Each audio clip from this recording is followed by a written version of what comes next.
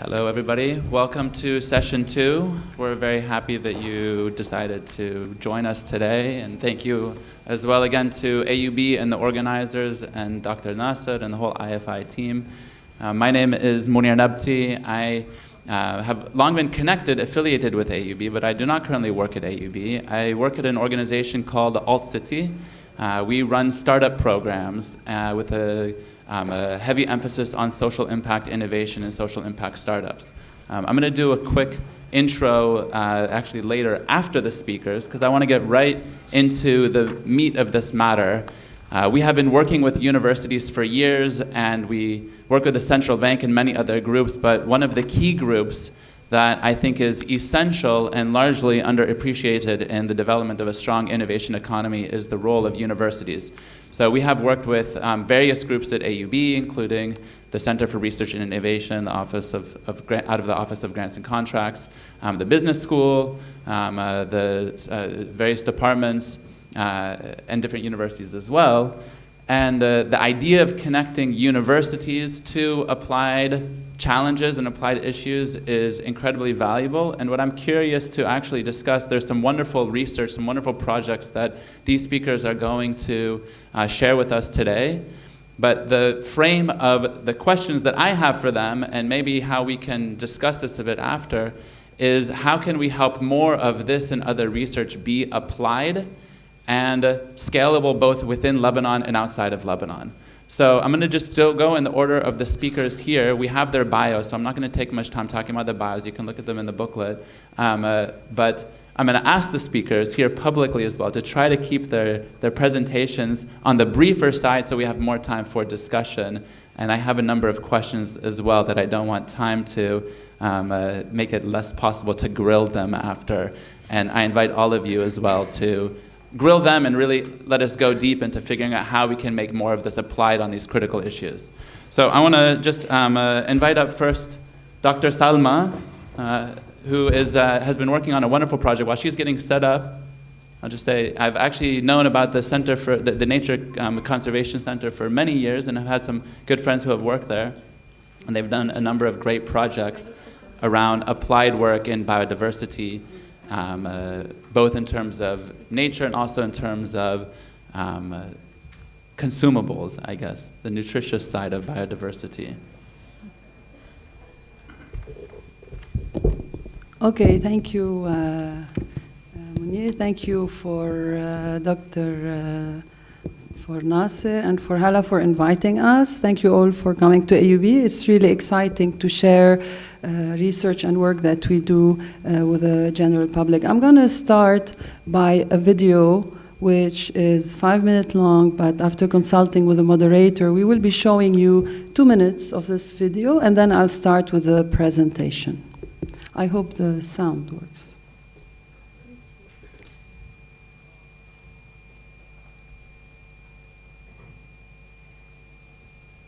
الصراحة لما اجت وجابوا الأغراض نحن صرنا نحكي حالنا إنه بالصناديق بينزرعوا يعني بلشنا فيهم بداية الأمر نطلع إنه ما راح يصير يعني ولا راح يزبطوا. ما فات براسي الفكرة مزبوط يعني إنه الزرع كيف بدك تسقيه هيك وبالمقلوم. افتكرت أول شيء يعني إنه شلون بدي يطلع.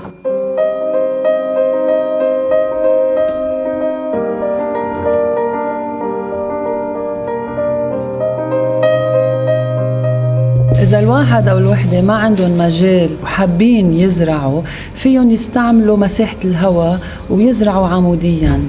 قلنا نحن الأفضل هيك أو لا هيك مشان نحطنها. هلا بعد ما جابوا الحديد وركبناهم هون وطلع الشتل بين المنظر غير شكل.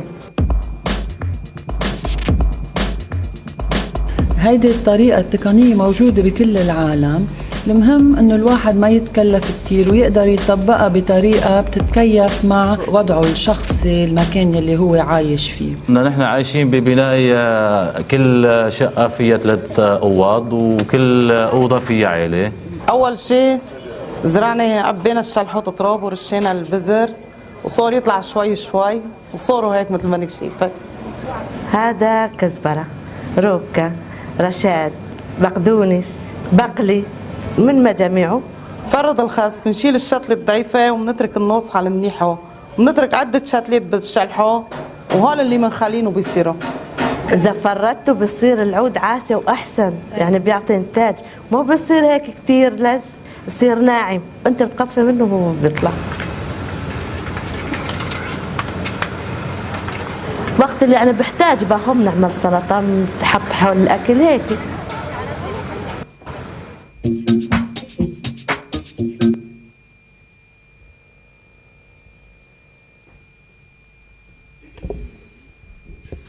Okay, thank you very much. So this is just a field introduction. This is a field introduction of a project that we are conducting, that we have conducted. What I would like to talk to you about today is an untapped resource, which is nature and the outdoors. And all the times we are incarcerated in homes, in refugee camps, and in closed spaces, and especially in Akkar and in the Bekaa, people are surrounded by nature that can offer a lot to men, women, and children, both Syrian and Lebanese marginalized communities. So what I want to show you is, based on this project, I'm going to give you part of the qualitative research outcome. And 2 weeks into the project, it was still January, it was raining, we were meeting in the tents, and we asked the participants, why did you decide to join the vertical gardening program? It was like a group discussion with the participants. And what would the audience think? You know, what? Question to the audience. What do you think the priority is going to be? Food, right? Because we need food, we need access to our own food. Well, this is not what it turned out to be the most important thing for them. We were talking to about 40 women, and of course, some of them said it's a beneficial activity because it's good to have something to eat at home. Some of them said it's a social opportunity. I did it because my mother wanted to join, so I joined, or I meet the family. This way it will help us be together. Others just enjoy the view. But the most significant sharing of information and aspiration was stress relief. And I would like you to just look into the reasons of why they decided to join. To take my mind away, to get distracted, to forget. It gives me something to do. I feel happy. I love gardening. It relaxes the soul. It calls for optimism. I feel better about myself, etc. So the point that I want to make about this is, of course, we are hungry as refugees, and of course we are stressed, but the day is a 24-hour day. Okay, and there are hours, and we are sitting, and we have nothing to do, and we should look beyond food and health. There is the well-being, there is the emotional situation, the social context. So extrapolating from this finding and building on research that we have been doing at the Nature Conservation Center, we are proposing to use nature not only in terms of gardening, but also as jobs, nature-based jobs, and also nature-based activities for youth to relieve stress and to provide important employment opportunities. And I would like you to look at this slide. For the past, since 2011, we have been doing participatory mapping. We have been working with Lebanese communities throughout Lebanon. The black dots that you see here are all the villages that, within the context of our project, formed local councils of municipality members and local community members. And what they have done, they have mapped their village resources, whether they are green assets, cultural landmarks, and everything in between. All of these are participatory processes. It's database, it's georeferenced, is landmarks and culture related. And so basically what we have been doing, we have been asking this, we didn't really ask directly what you do with the Syrian refugees, but since 2011, Lebanon, this is before the refugee crisis, and the village communities, they want to deal with their environment, they want to deal with their natural environment, they want to conserve it, and they want to grow. So the way that we are proposing, and we feel that it will be an activity that will promote cohesion and is in line with what is happening in municipalities, municipalities is to look into green jobs. All the municipalities have places that they want to do reforestation in. Uncovering hiking trails, biking trails, picnic, camping, public parks, green areas, rehabilitation of a cultural site. These are small jobs, and these naturally, when a municipality or a community gets involved, the constituency is composed naturally of Lebanese and Syrian workers without really asking for any special situation or whatever. And then every activity develops skills for people involved. So the idea is that on one side, nature is an environment that is going to bring people together. The villages benefit from support to improve their immediate environment, and they naturally recruit local workers from the nearby Syrian refugees without imposing any situation or social condition. At the same time, the activities outdoor, they lead themselves to less stress, less aggression. Nature therapy, horticulture therapy, garden therapy is an established situation, is an established field, and we need to be able to benefit from this. The same using the same approach for the past 5 years, we have been working with youth, and we have worked closely with the Ministry of Education. And believe me, there is more difference between a child from ACS and a child from Arsal than a Lebanese Syrian from Akkar, and a Lebanese student from Akkar and a Syrian refugee in Akkar. And using nature as a venue, we were able to promote social cohesion, and I'll give you an anecdote. So one of the projects that we have is to involve students from a private school in Beirut and a public school in the Bekaa. And the first thing that students do is that they stay separate, and they are each one, of course, the more advanced and more fortunate have their skills, the less fortunate have other skills. But when we are faced with nature, and when we are faced with collecting seeds and planting trees, etc., all you need are your hands and group work. And so all of a sudden, all these differences disappear, and there is some level of cohesion that is encouraged during an activity that doesn't have the aim of social cohesion or the aim of employment or whatever. So what I'm proposing is that we need to invest in nature and its ability to provide solutions for the Lebanese community, but also for the refugees.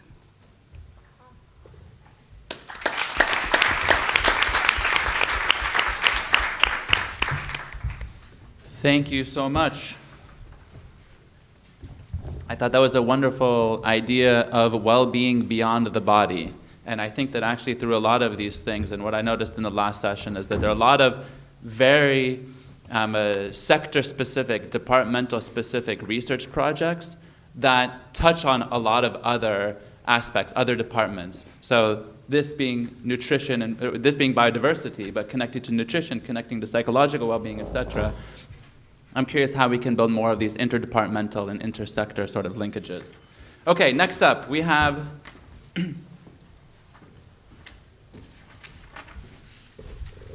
Dr. Majdi,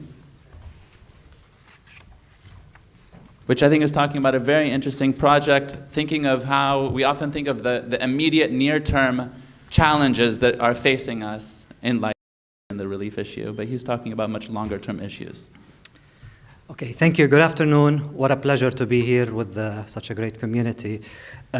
In fact, I couldn't think of a nicer start than borrowing a couple of sentences from Ms. Gerard's talk in the morning about UNHCR interest in going into more sustainable and more long-term vision now that the major shock of refugees has been absorbed.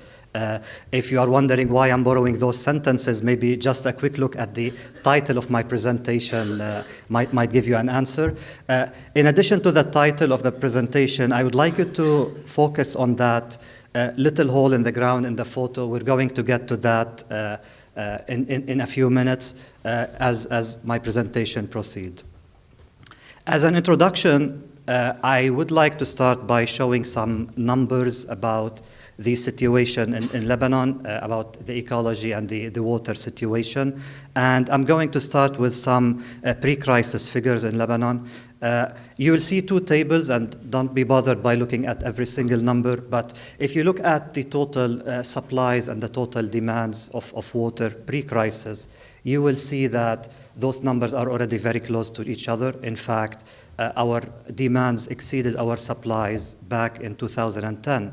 And if you look at the available number of cubic meters per capita a year, our numbers in Lebanon reached below 1,000 cubic meter per capita per year. This is a number that, to me as a hydrologist, is a threshold, and it's a scary number because below that we can be categorized as a water scarce region or country. Going more into sanitation, which is the main title of what I'm going to be talking about today, 60% was the number in 2010 for wastewater network coverage.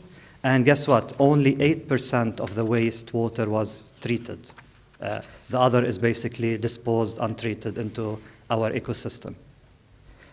This is just a list of some of the wastewater treatment plants. If you look at them, most of them has understate status, either ongoing or planned.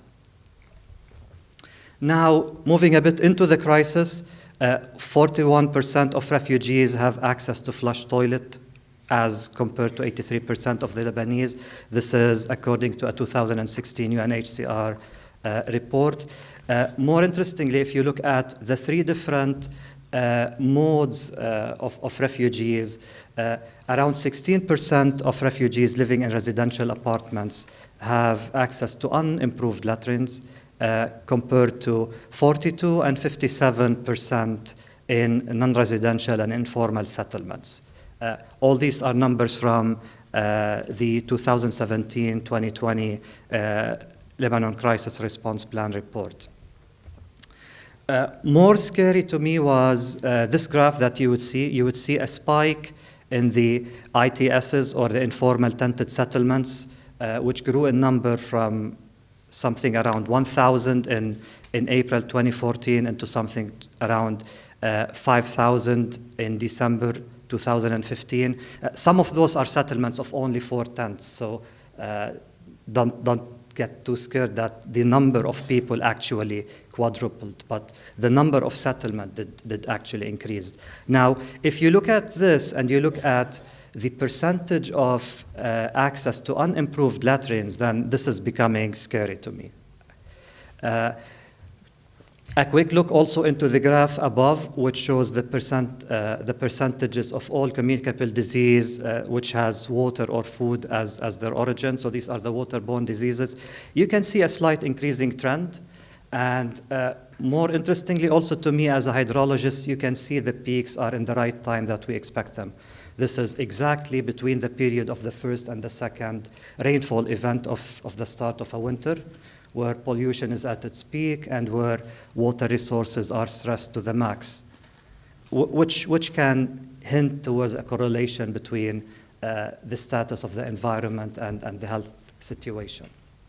So this kept me asking several questions that I thought it was interesting to look at. How can Lebanon's fragile ecosystem absorb the environmental load from the wash sector? WASH is water, sanitation, and hygiene.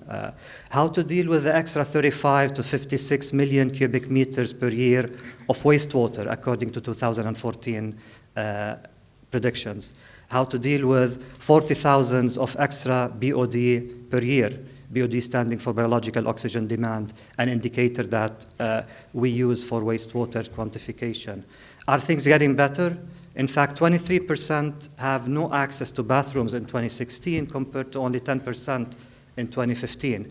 And can current interventions cope with dramatic developments? Are they enough? So these are some of the questions that for the past 4 years I've been trying to work on. Back to the picture, I took this picture around 4 years ago when I visited the first Syrian refugee camp in Syrian. This is basically the bathroom. It's nothing but a hole in the ground, as you can see. And that was the first shock that I got out of visiting a Syrian refugee camp. To me, as somebody who teaches hydrology and environmental application, this is a worst-case scenario. And for those of you who don't know the area there, who knows how deep the water is in a place like Sar'in and Bikha or in Bar Ilyas or in others? 10 to 15 meters, exactly. So it's not deep. It's not something that is, it's fine. We're going to feel it in 50 years from now. No, this is very, very close. The water table is very high in those regions. So just also as an example, so this is just one place in a camp, and with a trained eye, I was able to detect where the bathrooms are, and you can see them there. They are small, just a privacy wall and nothing inside but a hole in the ground.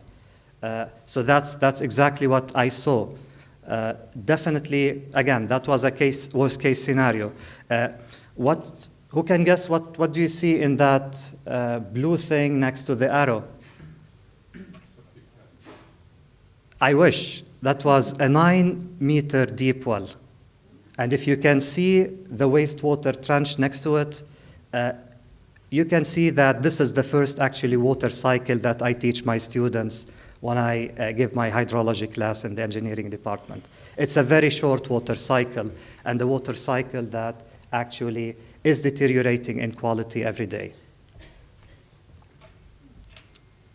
And when local interventions started to try to improve it, in fact, they got things worse. So some people tried to put some plastic mats and try to basically drain the bathrooms and then have someone to come and collect them every now and then.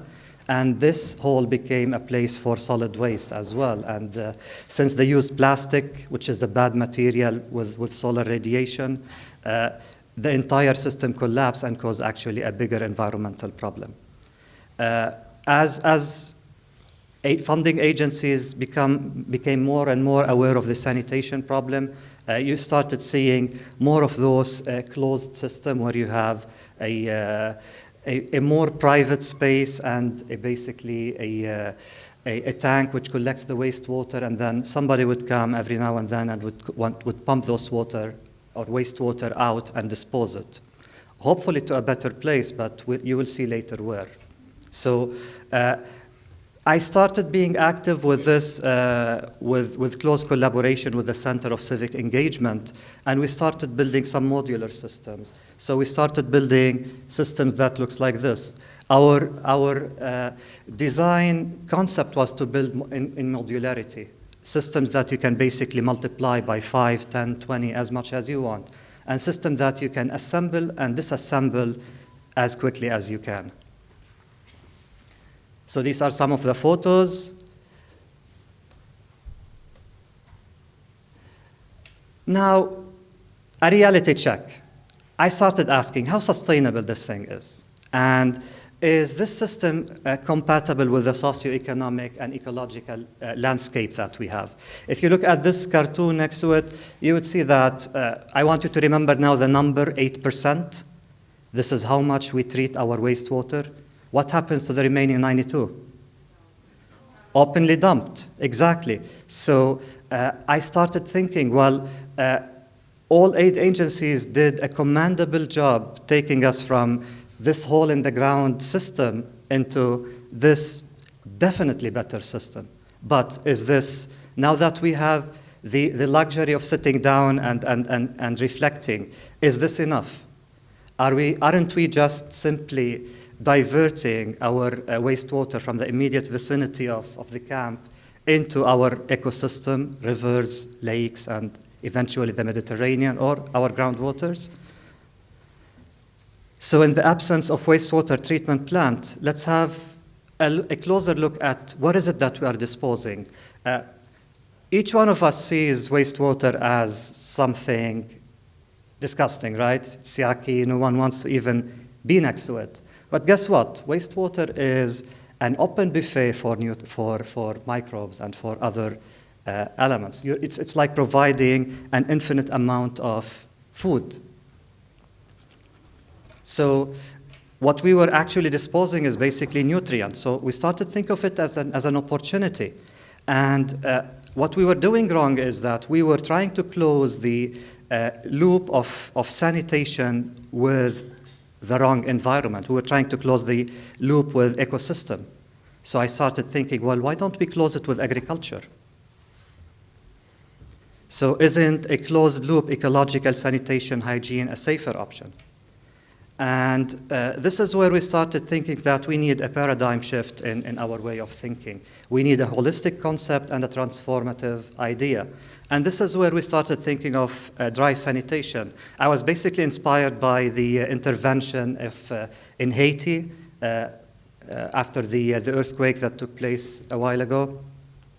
And we also designed using the same concept, modularity. We basically used dry sanitation intervention that separates yellow water from brown water, or in other words, urine from feces. It's basically separated by gravity, and the urine is immediately channeled into a constructed wetland. You can see the green behind, and it's basically used to build biomass, bamboos, sunflower, things like that. The more disturbing part, the brown part, what do we do with it? It goes fall down by gravity, you close the barrels, and in 2 months it becomes compost. So we were able to transform a system that is pollution generating into a system that is zero or almost zero waste. Okay, I'm going to share with you some photos and move directly into lessons learned. Could we wrap up? Actually, we're over time already. Oh, we are? Okay. Yeah. Okay. So all these are some of the photos. I just want to show this was actually the only green area in the entire camp. So lessons learned, we need to think about life cycle assessment, the full life cycle assessment of the entire sanitation process. And I have to end by going back to my nerdy roots. Being an engineer, environmental systems are not linear. And that's something I need to stress. In other words, saving the last 1,000 or 10,000 flushes a day is not just linearly as important as saving the first. It is much, much, much more important. Thank you so much for your attention.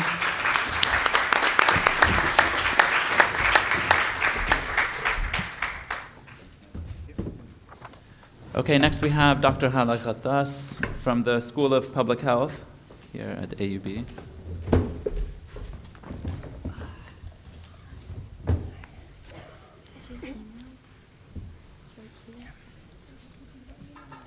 No.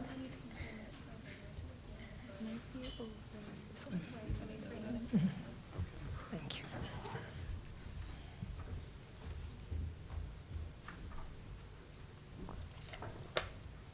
Okay, good afternoon. Thanks also to the organizers for inviting me to speak here. Again, I'm here representing a group of researchers from the Center for Research on Population and Health at the Faculty of Health Sciences, as well as our collaborators at Open Lab at Newcastle University, and it's a group who works in digital civics. And we're basically presenting work on Syrian refugees and digital health in Lebanon, opportunities for improving antenatal health through community radio. As was mentioned several times this morning, the Lebanon Crisis Response Plan prioritizes improvement of access to healthcare and more specifically primary healthcare, so first point of contact with the healthcare system for Syrian refugees.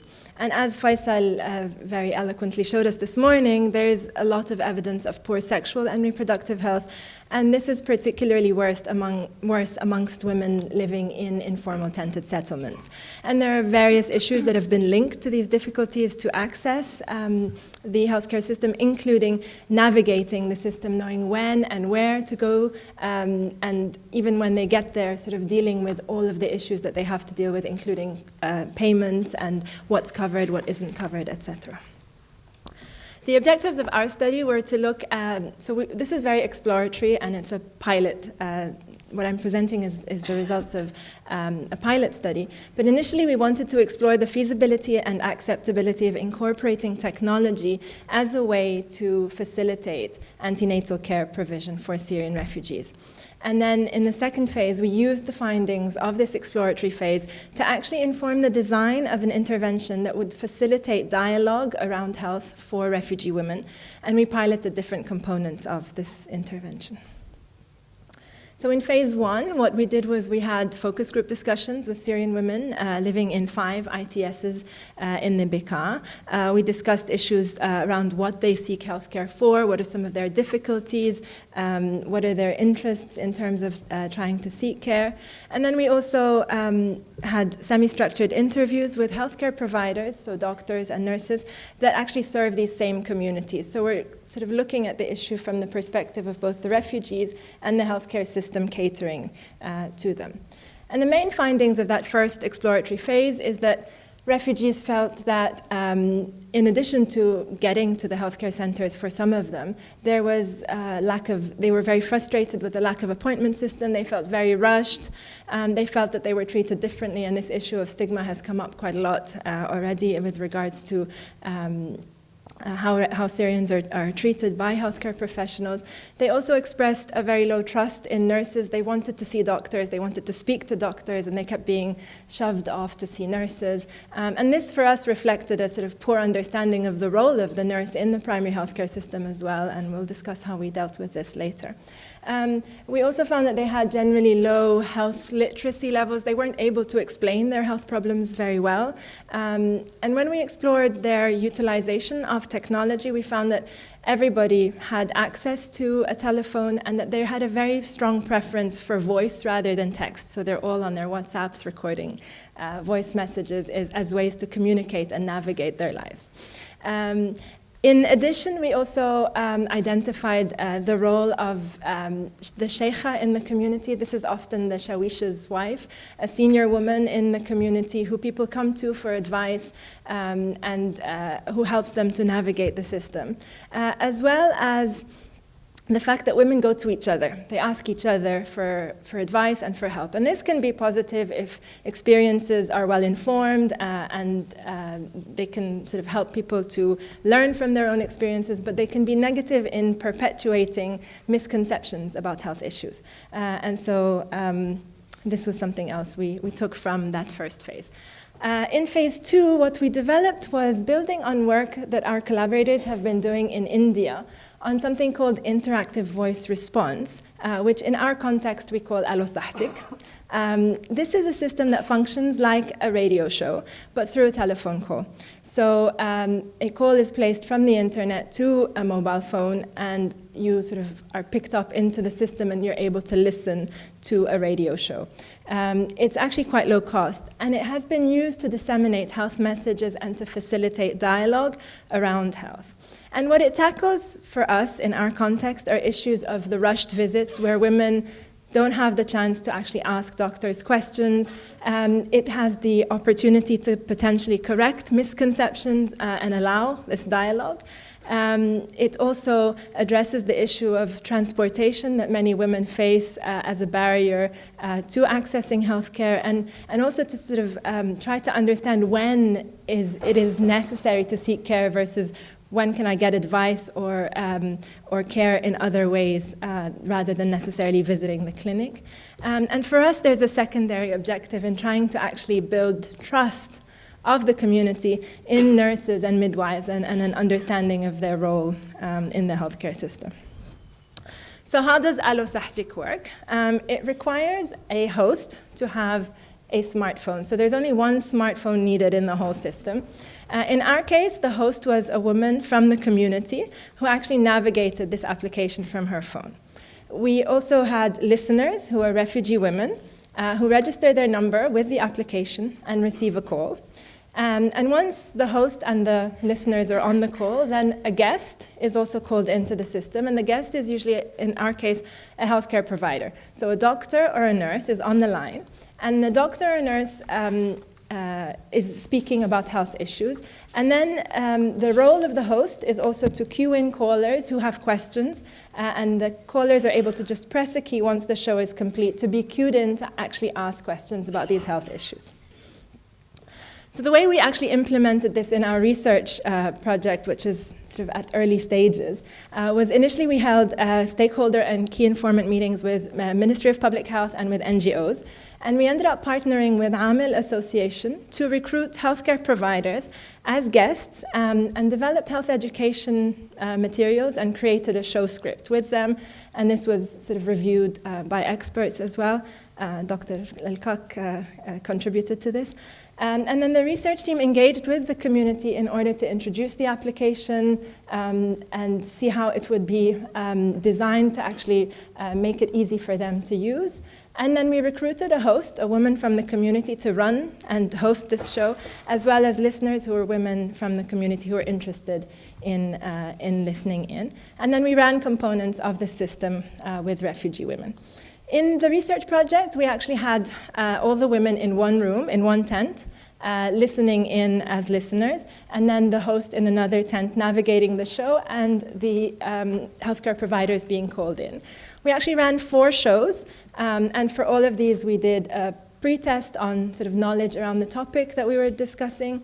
Then the host introduced the topic. Then there was 10 minutes of the healthcare provider discussing the issue, 20 minutes for questions and answers, and then a short post-test. And then we had discussions around what women found useful, not useful, what they had more questions about, what they thought of the whole system, and really tried to get feedback on this pilot intervention.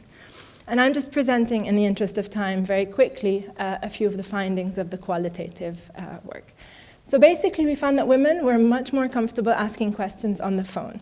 When they go to the doctor, in their words, they forget everything, especially in the context of these healthcare centers where everything is rushed, where they feel that they're not necessarily very welcome. We also found an increase in what we've termed community agency, but it's very much sort of the women's ability to identify what the health issue is and to voice it, and to be able to explain to a healthcare provider what her concerns are.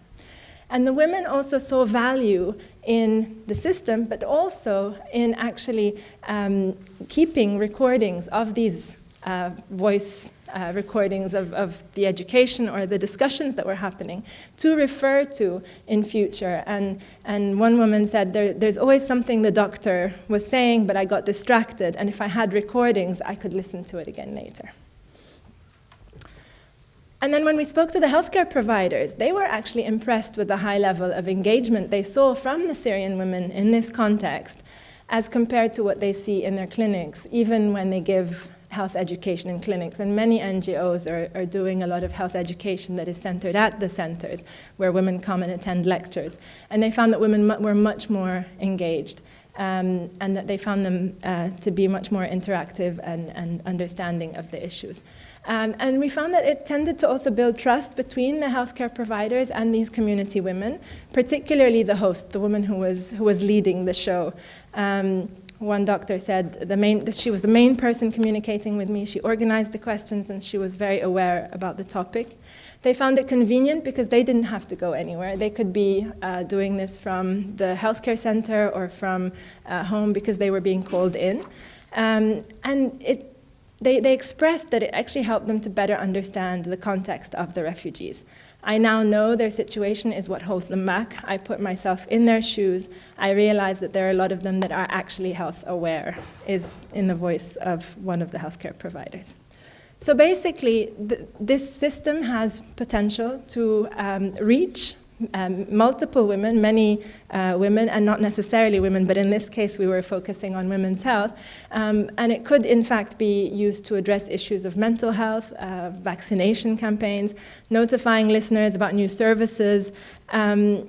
We're actually currently working with our collaborators to develop the technology to allow it to hold more listeners on the system. So right now it has the capacity to hold up to 4 people listening in at the same time, and we're working on the technology to increase its capacity so that it can actually hold hundreds or even thousands potentially listening.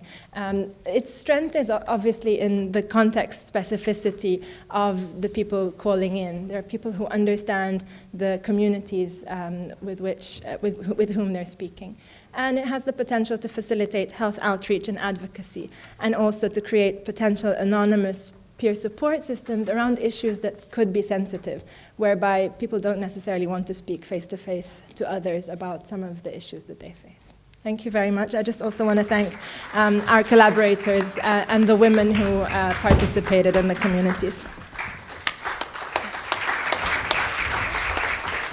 Excellent. Thank you so much, Hala. Okay, next we have Dr. Fatima Abu Salam.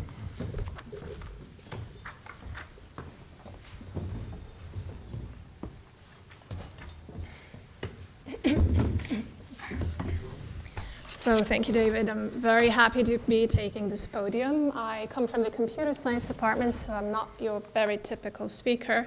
I had to be dragged from my ivory tower and brought down to here where, I'm sort of going to grab ideas. You can tell from the title, it's a bit, when I first wrote this, I was in my office, and then just a couple of minutes ago, I thought that's a very bad title to communicate to you as we try to reach common grounds on what I want.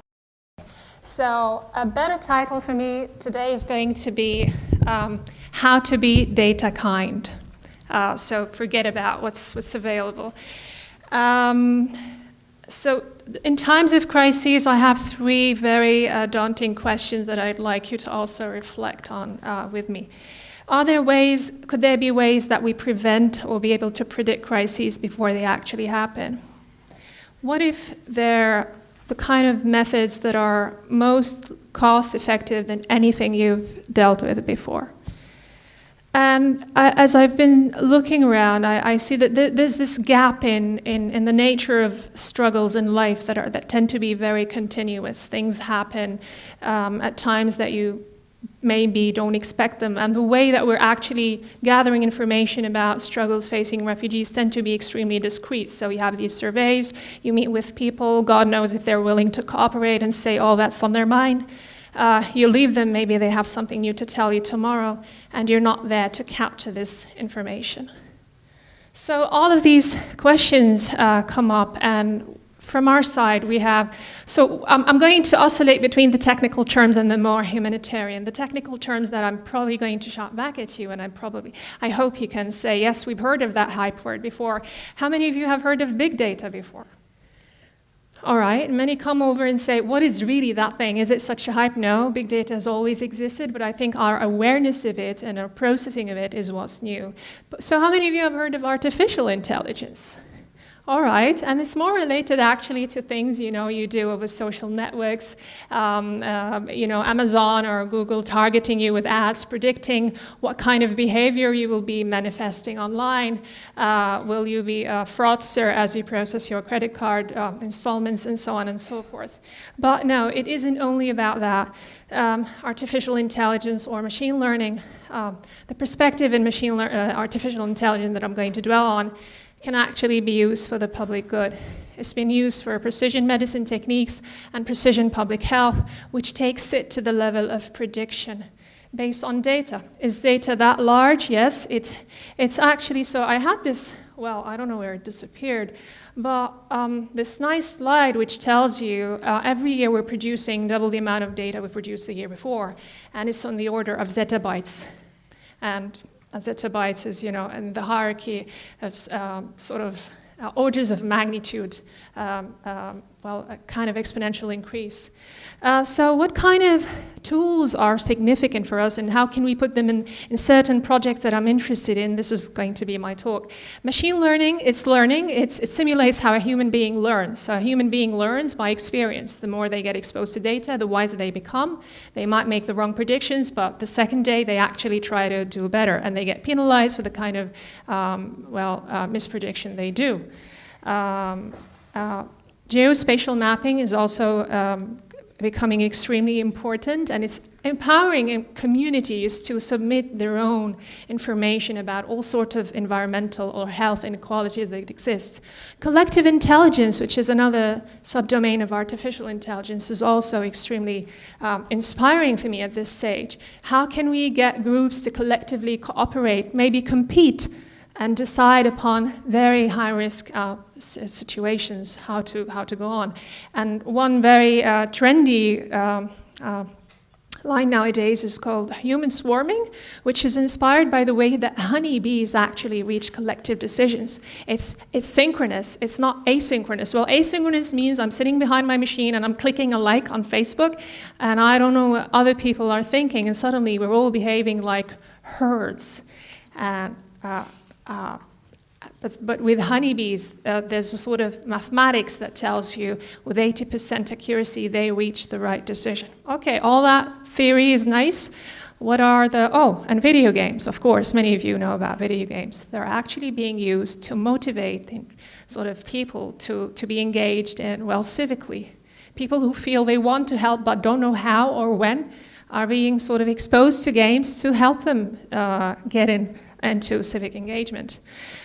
So how it all started from a simple project that we wanted to pursue, how to use machine learning to sift through news around, let's say, conflict zones, example Syria, and try to say with some accuracy which things look to be fake. I'm not talking about bias here. This is not about opinion. This is about fake versus real news. And it's much more difficult than fact-checking. The fact-checking that goes on in computational journalism, because numbers are not the issue here. We're not talking about elections or voting. We're talking about lives and besieged communities, etc.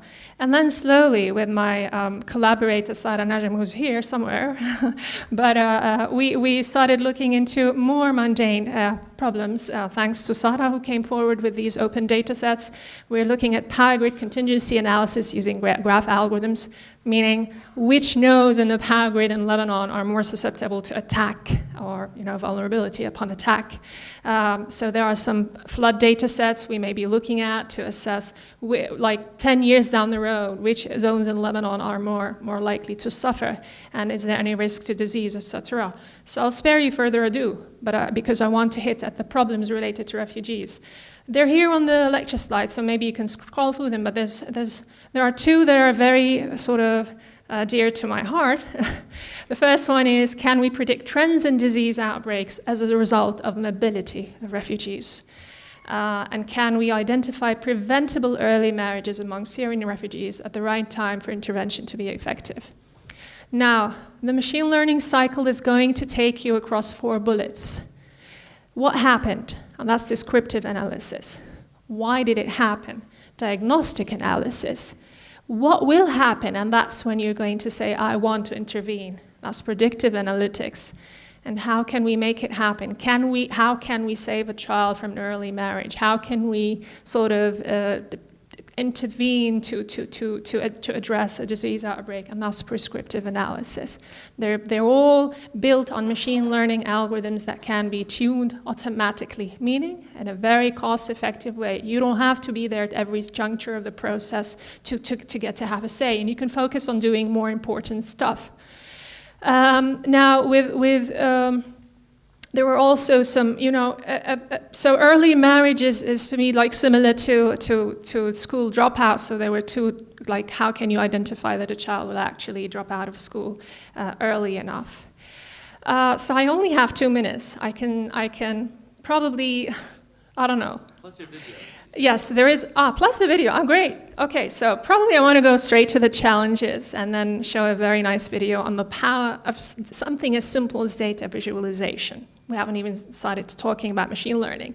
So in Lebanon, the challenges we've been facing as we're trying to get these projects started is to do mainly with security measures. We are unable to leverage data from mobile phone records, for instance, or aerial images that are being used in other parts of the world to tackle poverty, for instance. We also live in a data desert, a lack of consensus, messy data, fragmented. But we thought that with the help of mobile applications or web applications, we can actually overcome that and start grabbing data ourselves. There's a problem of invisibility of data, gaps in what we know from data and when we find out. The inequality of data, the gaps between those who are with and without information, and this couldn't have been more dramatic than in our part of the world. We are, I don't know, I'm probably not, it's not politically correct to say we're not open enough. Was it due to culture, to I don't know what it is, but we have aversion to the open data paradigm. which reminds me of the aversion towards open source, the open source culture. We rush to buy, all these products, and we have very little support to open source. And open source meaning, all sort of languages or operating systems that do not require you to pay a certain fee. So I hope I hope I said something that sounds realistic. And I'm going to end with a very nice video of an amazing statistician called Hans Rosling, who runs this NGO that translates the very dull statistics into powerful visualizations to simply raise awareness. And this is across a large time span and across space, so sort of a space and time. And visualization is right at the heart of my own work too. I teach global health. And I know having the data is not enough. I have to show it in ways people both enjoy and understand. Now, I'm going to try something I've never done before. Animating the data in real space, with a bit of technical assistance from the crew. So, here we go. First, an axis for health. Life expectancy, from 25 years to 75 years. And down here, an axis for wealth, income per person, $400,000, $4,000, and $40,000. So down here is poor and sick, and up here is rich and healthy. Now, I'm going to show you the world 200 years ago, in 1810. Here come all the countries. Europe brown, Asia red, Middle East green, Africa south of Sahara blue, and the Americas yellow. And the size of the country bubbles show the size of the population. And in 1810, it was pretty crowded down there, wasn't it? All countries were sick and poor. Life expectancy were below 40 in all countries. And only UK and the Netherlands were slightly better off, but not much. And now, why start the world? The Industrial Revolution makes countries in Europe and elsewhere move away from the rest. But the colonized countries in Asia and Africa, they are stuck down there. And eventually, the Western countries get healthier and healthier. And now we slow down to show the impact of the First World War and the Spanish flu epidemic. What a catastrophe! And now I speed up through the 1920s and the 1930s. And in spite of the Great Depression, Western countries forge on towards greater wealth and health. Japan and some others try to follow, but most countries stay down here. Now, after the tragedies of the Second World War, we stop a bit to look at the world in 1948. 1948 was a great year. The war was over, Sweden topped the medal table at the Winter Olympics, and I was born. But the differences between the countries of the world was wider than ever. United States was in the front, Japan was catching up. Brazil was way behind, Iran was getting a little richer from oil, but still had short lives. And the Asian giants, China, India, Pakistan, Bangladesh, and Indonesia, they were still poor and sick down here. But look what is about to happen. Here we go again. In my lifetime, former colonies gained independence, and then finally they started to get healthier and healthier and healthier. And in the 1970s, then countries in Asia and Latin America started to catch up with the Western countries. They became the emerging economies. Some in Africa follows. Some Africans were stuck in civil war and others hit by HIV. And now we can see the world today in the most up-to-date statistics. Okay, I can stop here. It's another 2 minutes or so, but that sends the message. Thank you very much. Thank you very much. And our last speaker, Dominique. Oh, yes, last speaker. Welcome.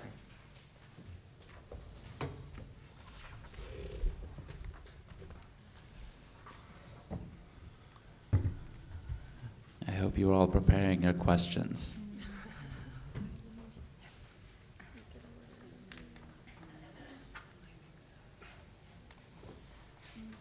Yes.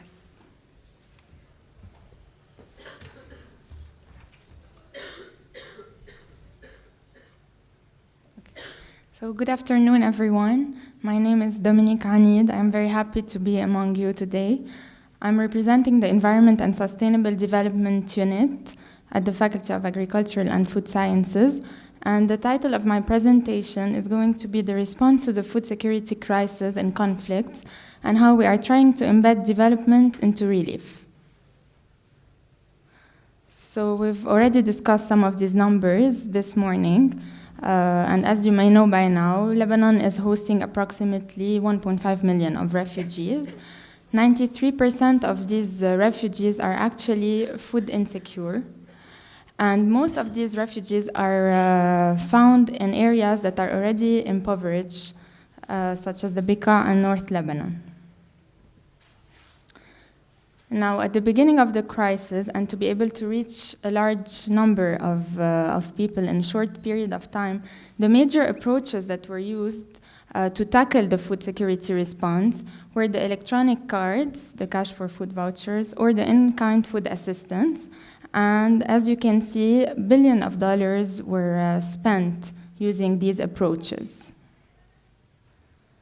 But later, as the crisis was becoming more chronic, we started seeing the emergence of some efforts that aim to develop durable solutions with the objectives of promoting sustainable food security, such as community kitchens, school feeding programs, or programs around sustainable agriculture that aim to build the capacities of Lebanese farmers and refugees, create micro-gardens, or distribute agricultural kits and tools. Now, at ESDU, we were trying to push these types of initiatives since 2012, and this is when we started supporting community kitchens, and I will present more about these, and more recently, developed program around urban agriculture. So the community kitchens are women-led initiatives, and they are kitchens where we have Syrian, Lebanese, Palestinian women who come together and who prepare food jointly. Now, the positive things about this kitchen is that the food prepared is culturally relevant to both populations. The women have the opportunity to choose the meals themselves, and they receive, of course, capacity building around food service related topics.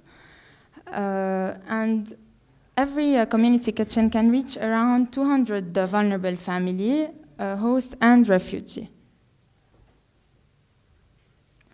So if we are to compare the food assistance through community kitchen in comparison to the traditional food assistance that, of course, helps us reach a larger number of people when the crisis is at its beginning, we can see that over time, such an intervention will be beneficial to both the host communities and refugee populations.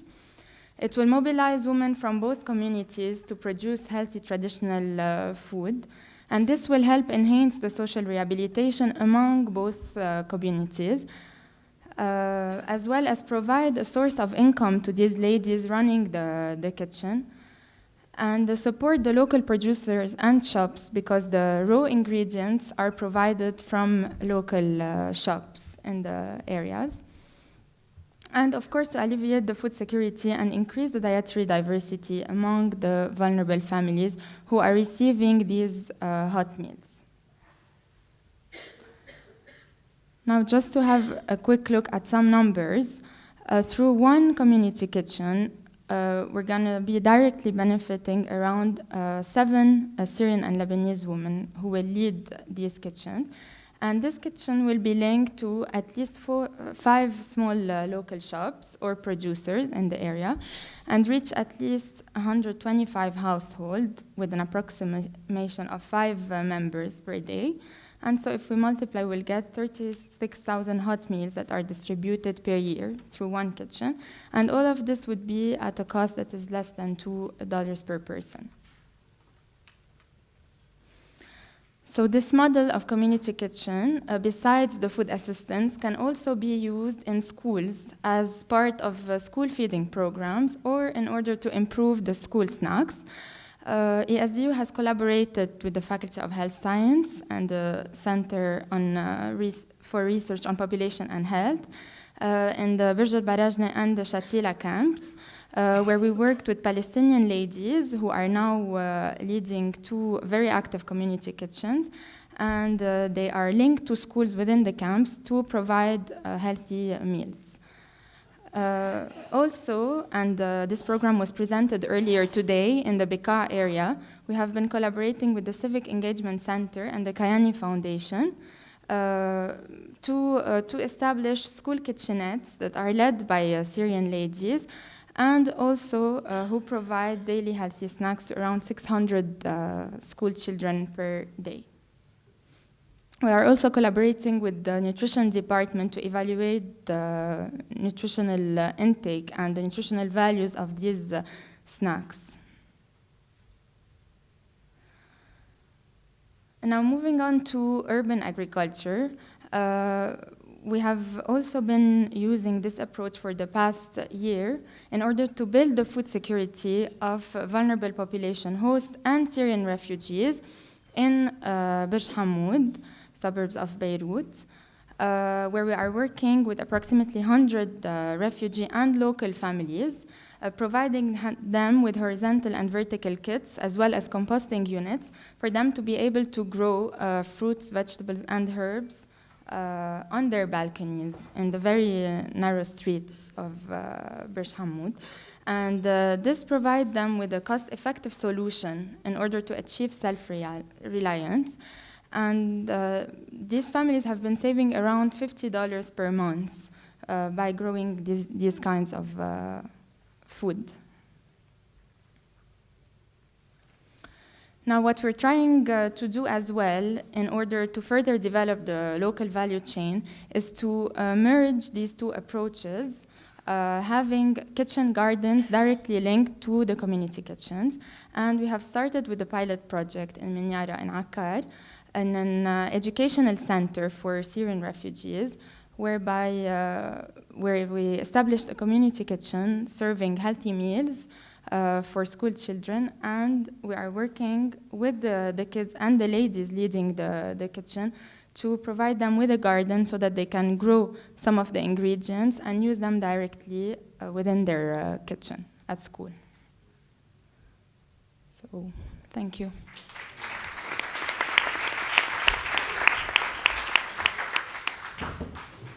Perfect. Thank you very much.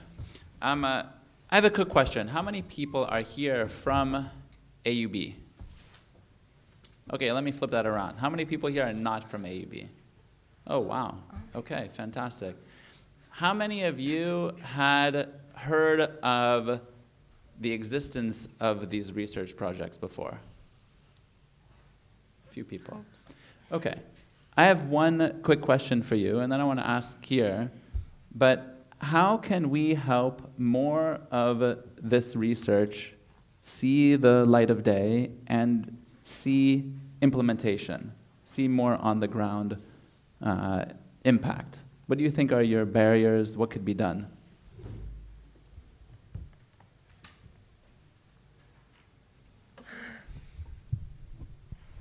Well, I think as a start to do more of this, a forum like this one would be a great idea to have idea exchanges, inviting all the major players, funding agencies, donors, researchers, philanthropists, just anyone who is interested in this topic or in helping and aiding refugees. With more forums like this, I think ideas and innovations can be shared in a wide platform.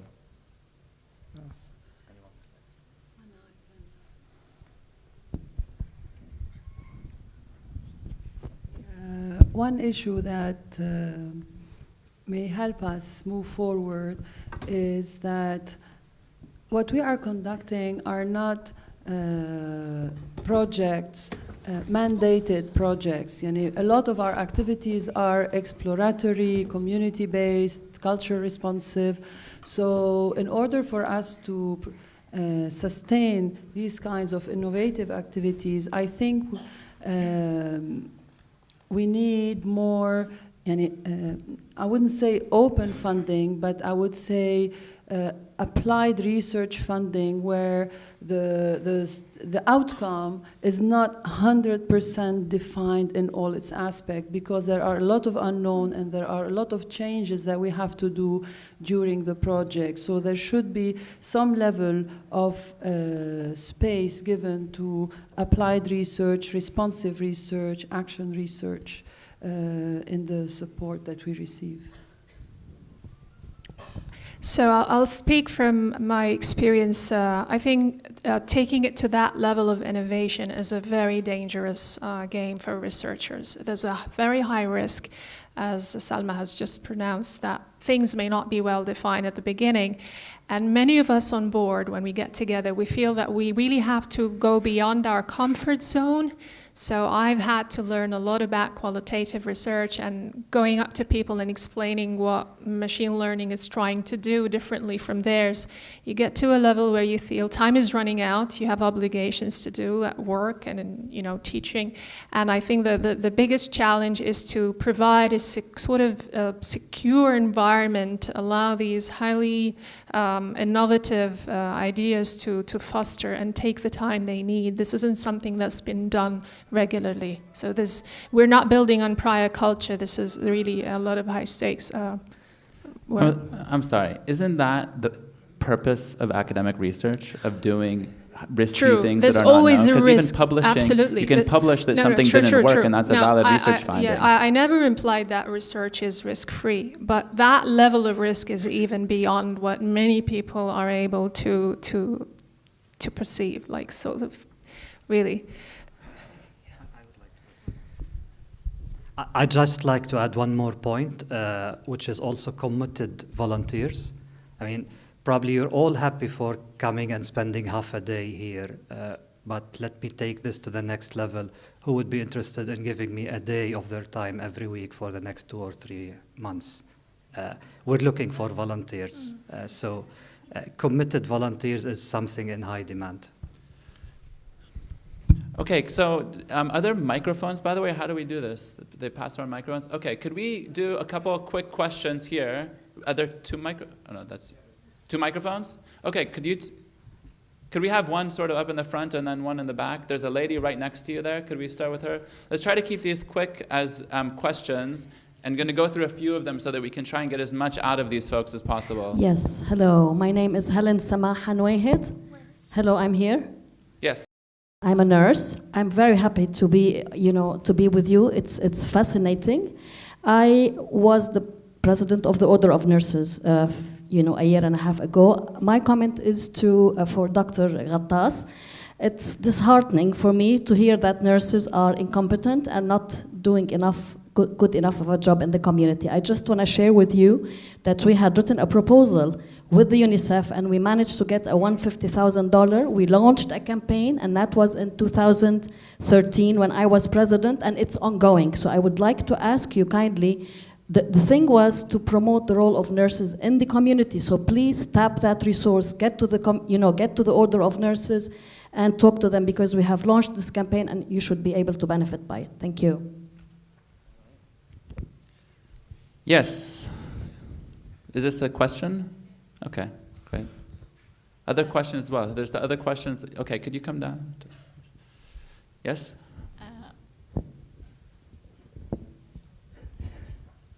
Is it working? My concern in all these interventions that were presented is the issue of sustainability. Is it a one-time initiative, and then when it's completed, there is no one to pick it up?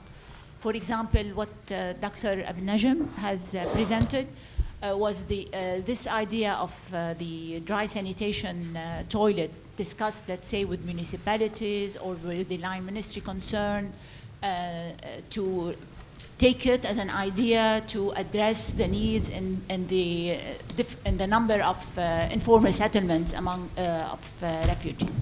Another thing is we can keep on doing research as much as we want, but the crisis we are facing here in Lebanon doesn't give us the luxury of the time to keep on experimenting and piloting.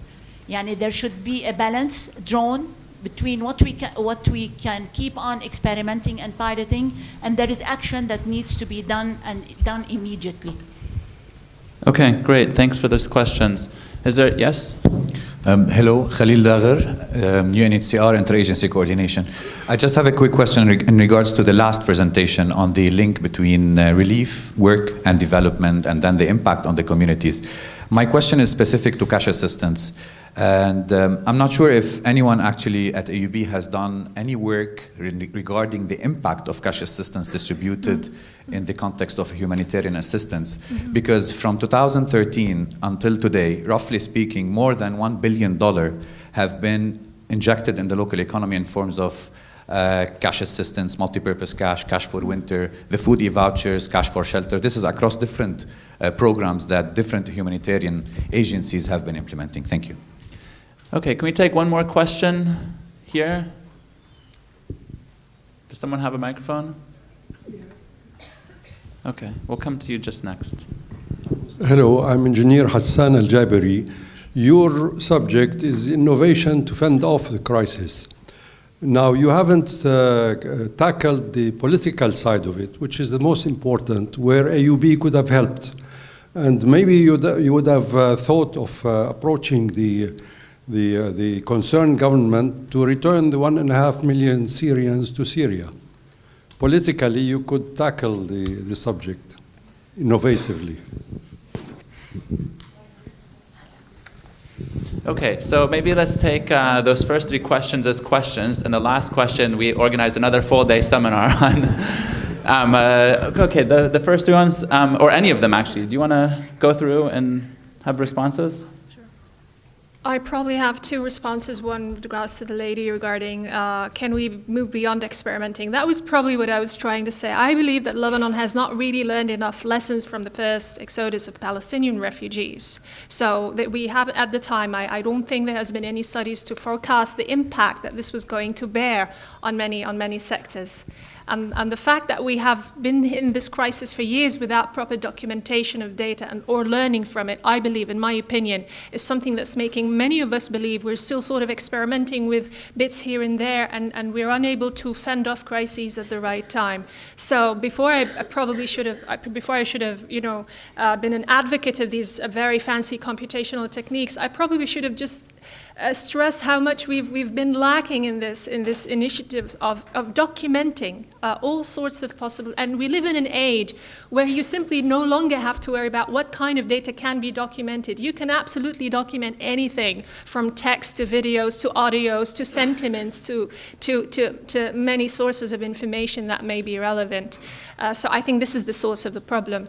And going back to cash assistance, I've seen a lot of papers being published in the US of people who, again, thanks to documentation, are being able to model the impact that cash, giving cash to refugees is, and quantitatively, how much is it yielding to surroundings within certain diameters of, the core of refugee camps. Why can't we do that? Because again,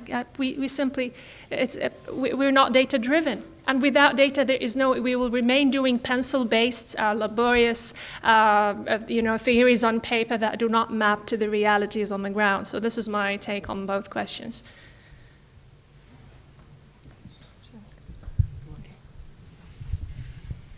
I just want to thank Helen Wahid for her comment, which is taken on board for sure. Regarding the sustainability of interventions and piloting versus scaling up, I think there are two points to be made. One is that I think one of the roles of academia is to do the first, to make those first few steps, regardless of, I'm not saying we aren't supposed to be thinking about sustainability, quite the opposite. Many of our projects have questions regarding the potential sustainability of these interventions.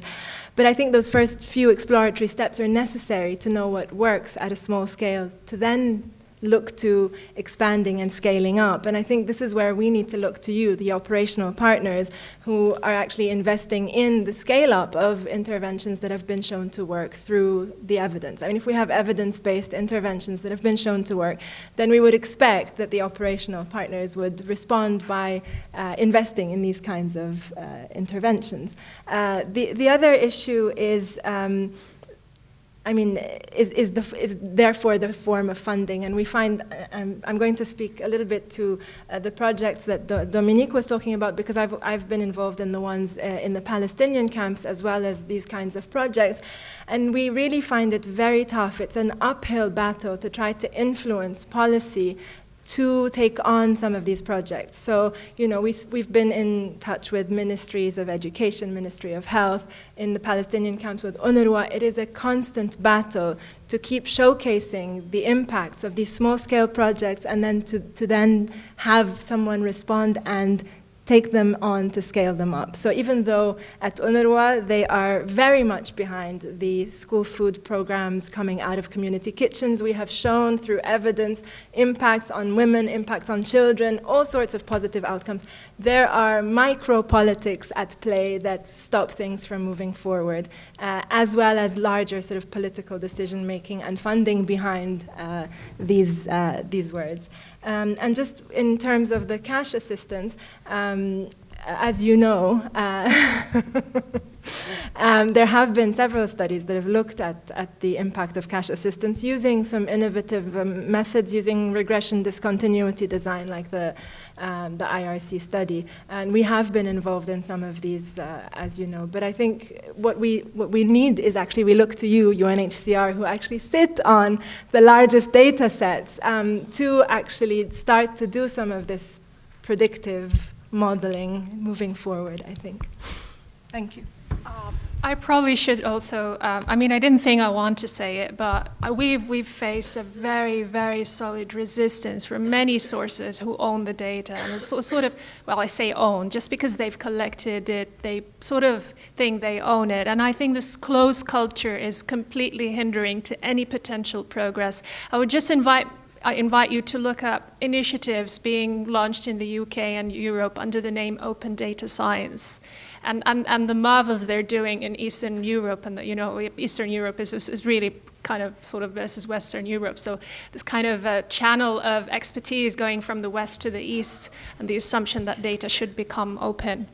But this hasn't been happening here at all, despite that many actually institutions do own an awful amount of data.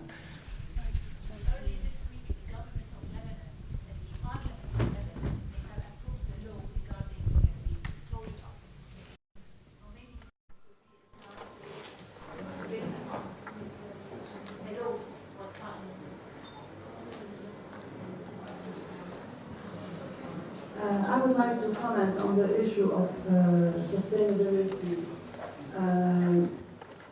This is a crisis situation, and the interventions that we are proposing, we hope that they are temporary, and then when it ends, it is not part of the social fabric and the social network. So these are solutions that we are, the solutions that have been presented, they do apply to marginalized communities, they do apply to refugee situations, but to ask for projects and interventions to prove levels of sustainability does not make sense, because the situation all by itself is not sustainable. I mean, this is not something that we want to sustain. This is something that we are working into as an interim solution, a crisis solution. And so this is a problem that we face when we are approaching donors, or when we are trying to implement the work. So in my case, for example, I have 50 municipalities that frankly, they don't care about the issue of refugees, they care about improving their villages. Where does this fit in the crisis situation or in the sustainability issue? So the way we approach the problem has different facets and different possibilities. It's not only prove sustainability, deal with health. There are other ways of addressing the situation. And Anna, what I worry about more is the exit strategy. How are we going to be when everybody all of a sudden leaves? We have experienced this during the Israeli war. We worked and we mobilized. I don't know if you remember. I don't know who was there. We worked and we mobilized during the Israeli attack, and we collected things. And then overnight, all the people went back to their homes in the south. Okay, these are interim. In that case, it was shorter. It was few months. But also, we cannot integrate this into a sustainability that becomes imposed on local cultures and local communities. I have been working for 5 years with villages outside the scope of health and policy and refugees, and the majority don't want to think about that. They want to think about their future as Lebanese communities. And we have to address that and be innovative in how we can integrate these two demands, the presence of refugees and their need, but also the Lebanese that want to think about their own future and their communities. Okay, just really quickly, and I'm hoping we can end about on time. We have a few minutes left, but I am a big fan and a lifelong part of academic institutions and have worked for many years around trying to build links between academia and private sector. And so I was supposed to give this at the beginning and then pushed it at the end, and I was thinking whether I should say something or not, but I want to just share a few things with all of you about some things that are happening in the startup world as well, outside of academia, and efforts to build links. Because I think if we can actually figure how to build these links better, including the academic sector and the NGOs, the UN agencies and the government, but also including businesses and startups, we have a huge potential to have a positive impact on our country and on this situation and on the world beyond it. So just by quick reference, so we've been working in the startup world for the last 7 to 9 years, depending on how you want to think about it, and with many different groups, including many universities organizing university competitions, various groups at AUB, including the Office of Grants and Contracts, and the Center for Research and Innovation, IDEAL, et cetera, et cetera. But all of this, I feel like, is still just beginning. There are efforts happening at other campuses as well. But there's need for much greater work in this space. Now, we've been doing startup activities. For some reason, this last slide didn't work very well, but we basically run programs that help people go from idea, from concept, from knowledge to actionable business in a short amount of time as possible. And for example, our startups have won the last 2 versions of the startup competition at BDL Accelerate against 100 startups from around the world. And exciting about this is both of them are social impact ventures, including the one that just won this year, which is specifically working on addressing issues related to refugees. This is not a social impact startup competition. This was a business startup competition where social impact enterprises, the for-profit social enterprises, were able to compete at that level. And the reason why I think that's important is because, as we heard earlier today, relying on development or aid approaches to these challenges cannot work, because already at this point there's insufficient aid to meet the critical needs, let alone the long-term needs, and beyond that, aid is unreliable. So I don't think that we're going to actually be able to deal with most of these issues in the world until we figure out commercializable, scalable solutions to them. Now, we've been working in this space for a while, trying to see how we can embed these aspects into our startup work in Lebanon. But then beyond that as well, even more specific related to these challenges in Lebanon. So these are our adaptations of the main UNICEF challenges. UNICEF is a core partner. We're working on launching a startup accelerator with UNICEF around these issues, which many of you folks addressed. You touch on some of these issues. And we're trying to figure out, for us and other great groups in the startup ecosystem, how to connect more with these efforts that are happening. You folks on stage and in the audience. How can we build these stronger links between academia and connect those to actually core commercializable efforts? And beyond those ones, these are the ones that actually I think are more interesting to look at. And the deeper you go down on this hierarchy, now I have questions, I'm curious about studies and research about whether this actually has some differences in different parts of the world. Is this universal or is this contextual? Now, assuming this is universal, how can we take these issues from the top and also work on addressing the core issues of the refugees? As long as we're aiming for survival, I have concern that we are aiming way too low. We should be aiming to build not just the minimum for survival and nutrition, etc., but how to help the refugees and all Lebanese and all people here thrive through some of these efforts. So again, going back, and I don't know if there is much time, if someone could give a sign of how much time we have, but how can we help more of these efforts hit that level of impact and scalability and make these more impactful around Lebanon? Now, one thing also that I think has been interesting working here the last decade or so is that a lot of challenges that we think are unique to Lebanon. We get frustrated about electricity or politics or water, etc. Actually, these are global issues. Something around 1 billion people in the world are not connected to the electricity grid, and probably 1 or 2 billion more have electricity like we do in Lebanon. So how can we take some of these learnings and see their application even beyond the Lebanon context to address these problems more globally? I don't know if you guys have an answer. I know there were a couple other questions here as well. Do you have a question still?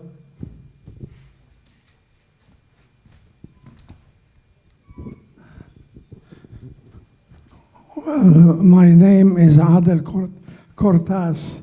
I was former Minister of Agriculture in Lebanon. I would like to draw on the presentation made by Dr. Salmat Al-Hou. I like your presentation very much, but the reference was made on a small-scale activities on gardening, for instance, or in reforestation. My view is that we have, by all means, to look into the picture of the whole economy and how to be able to integrate the Syrian refugees in the Lebanese economy. Now, I got the answer already from the floor that if you will do this, that means you will be settling or making a terrible political choice by having the refugees being integrated in Lebanon. No, I leave what the Ministry of Foreign Affairs is doing and what the Lebanese negotiator is doing for all the Syrian refugees. Maybe one day they will go back to their own country. But in the meantime, I have to do something in order to integrate these refugees in the Lebanese economy, starting with agriculture. Thank you. Thank you for your comment. Actually, it may have been projected as something small, but this is something small at the local level. Yani if every village, and what I'm saying is that what we should seek is not sustainability, we should seek resilience. Every community knows that they have to keep their heads low and live through what is happening to us with the refugees. And together we have to come up with a solution. And since this is an artificial situation, what we need to do is invest in projects that communities are interested in as part of their communal well-being. So all the environmental initiatives that communities and villages and municipalities are asking for, they are small jobs, and we have actually calculated man-hours and man-days required to clean trails, to clean forests, to prevent fire, to do reforestation, to clean from waste, etc. All these natural areas, you know, we'd say that Lebanon has a very low percent forest areas, but the open areas are very high. The majority of villages have very high levels of open areas. And if we can invest in the environmental well-being of these communities, this is investment. It's not sustainable, but it promotes resilience, and it creates jobs that are naturally transacted between the Lebanese and the Syrians without forcing cohesion or anything. Now, today, if you ask a municipality to plant trees, they recruit Syrian workers. Just give them the money to plant trees. Let them recruit senior workers. You know, you don't have to go and say, I want you to be together and work together. There are things that are naturally happening at the village level. Let's just invest in that and think about resilience and not sustainability. Okay, I think the last question here, I hope it's a good one. Ask a student. Have students been raising their hands and have not been called upon?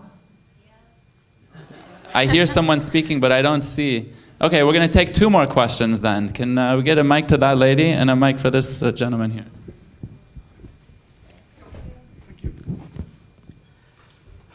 I'm Anas from UNESCO, program specialist in higher education, just arrived to Lebanon. This is my first conference where I'm attending. I'm really surprised with the level of presentations and this discussion which we have here. UNESCO is the only UN agency who has a mandate on higher education. We have to remember that. UNESCO is organizing at the end of this month a higher education conference on emergencies where all the Arab ministers are coming or gathering to discuss about what the issues could be done in this field. Gentlemen asked how we may diffuse or disseminate the results of the discussion that you have today.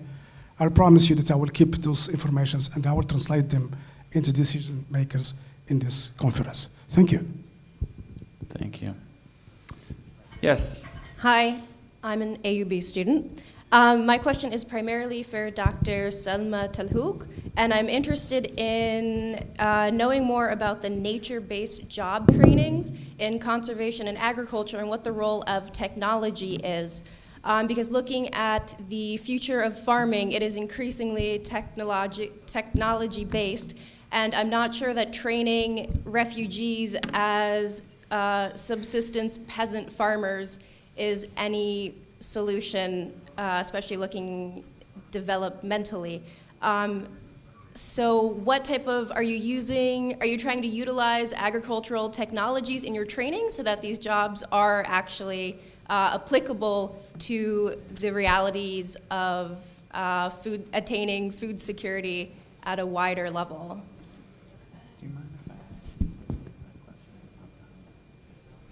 Okay, first of all, that's a fantastic question. Second off, in the interest of time and being late, and since that's a very sector-specific question, I'm going to ask you guys to follow up outside to discuss that, because we're already a bit over time, and we need to wrap up the session.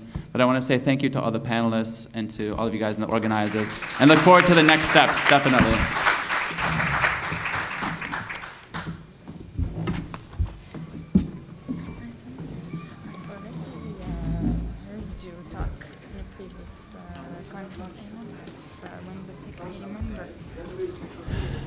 And there is now lunch outside that is waiting for everyone.